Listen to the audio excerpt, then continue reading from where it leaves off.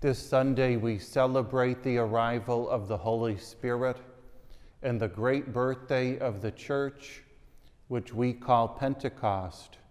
Before his ascension, Jesus promised us that he would not leave us orphans.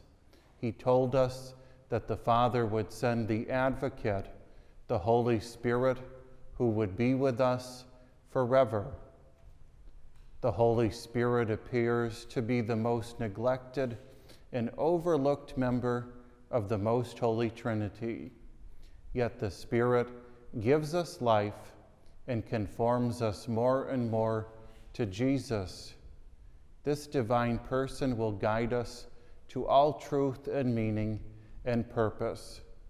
The Holy Spirit instructs us in everything and reminds us all that Jesus told us. It was absolutely essential for followers of Jesus to be filled with the Spirit of God. Once the apostles were filled with the Holy Spirit, they overcame their timidity and they began to preach with great power and boldness. They converted many peoples and worked many miracles. St. Paul is one of the early believers to be filled with the power of the Holy Spirit. The influence of the Holy Spirit is best reflected in his preaching, his writings, and his life. In all his letters to the early churches, Paul stressed the importance of the indwelling presence of the Holy Spirit in the life of the believer, because he believed that it is only by the power of the Holy Spirit that the believer can overcome their sinful disposition and live a life of holiness. Today's second reading is taken from his letter to the churches in Galatia. Galatia was a small country and a part of the Roman Empire at the time of Paul. Some scholars believe that Galatia was probably the most difficult mission for Paul because many of the members of the churches were Gentiles and they were generally superstitious and worshiped pagan gods.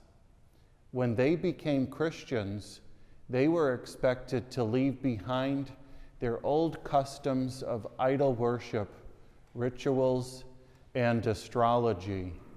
But the Galatians had absorbed their former pagan worship traditions into their Christian faith as well.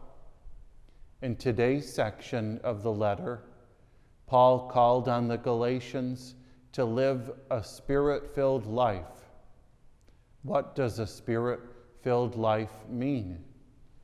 Spirit-filled life means a life filled with Christ. It is not something which happens to us only once, either at baptism or confirmation or marriage or ordination to priesthood or at a prayer time. It does not happen automatically, but rather occurs when the believer actively, consciously, deliberately, happily, and constantly chooses to walk in the spirit of the gospel of Jesus, as it is hard to walk in the Spirit. St. Paul enjoins the believers to yield themselves to God and persistently seek Him to empower them with the gifts or virtues of the Holy Spirit. In speaking of the coming Messiah, the prophet Isaiah told us that he will give us 7 gifts of the Spirit: wisdom, understanding, counsel, fortitude, knowledge, piety, and fear of the Lord. Based on the teaching of St. Thomas Aquinas, the Church states that these gifts belong in their fullness to Christ. They complete and perfect our virtues. They make us docile and readily obeying divine inspirations. That being so, Paul says that these 7 gifts enable the believers to say no or to avoid sins such as immorality, impurity, lust, idolatry, sorcery, hatreds, rivalry, jealousy, outburst of fury, acts of selfishness, dissensions, factions, occasions of envy, drinking bouts, orgies, and the like. And in contrast, say yes and generate love, joy, peace, kindness, generosity, faithfulness, gentleness, and self-control, the fruits of the Holy Spirit, according to St. Paul. This is not simply a message intended for the Galatians or the believer of Paul's time alone. It is a message intended for you and for me. If the Holy Spirit was essential to Jesus before he began to minister, and if it was essential to the early disciples of Jesus, it is absolutely essential that all of us be filled with the Spirit of God as well.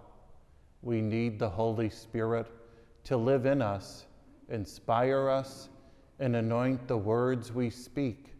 We need the Spirit to help us live a holy life and serve and love others effectively. We need the Spirit to help us to be pleasing to both God and man. Therefore, we shall pray today and always that the Lord may fill us with the gifts and fruits of the Holy Spirit.